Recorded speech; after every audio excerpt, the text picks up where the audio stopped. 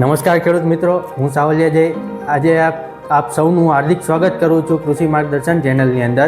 તો આજે આપણે વિડીયોની અંદર ચર્ચા કરવાના છીએ કે જે માંડવીના પોપટા હોય છે તેને કેવી રીતે ભરાવદાર બનાવવા, તેમની તેલની ટકાવારી કઈ રીતના વધારવી. સામાન્ય રીતે આપણે જોતા હોઈએ છીએ કે 80 થી 100 દિવસની મગફળી થાય ત્યારે ડોડવાની અંદર દાણાનો ભરાવો થતો જોવા મળે છે.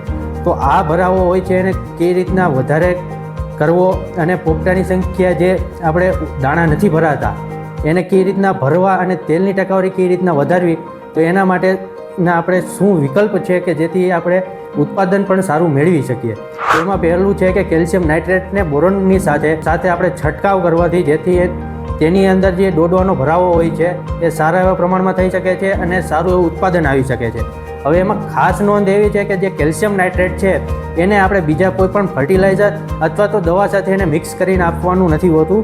ખાલી આપણે બોરોનની એક ભલામણ કરેલી છે જેની સાથે આપણે એને છંટકાવ કરી શકીએ છીએ. બીજો ઉપાય, ઉપાડવાના 15 થી 20 દિવસ પહેલાં જે આપણે 0050 કરીને ખાતર આવેલું હોય છે તેમની ભલામણ 100 ગ્રામ પ્રતિ પંપ અથવા તો 1 કિલો પ્રતિ એકર દીઠ કરવામાં આવેલી છે.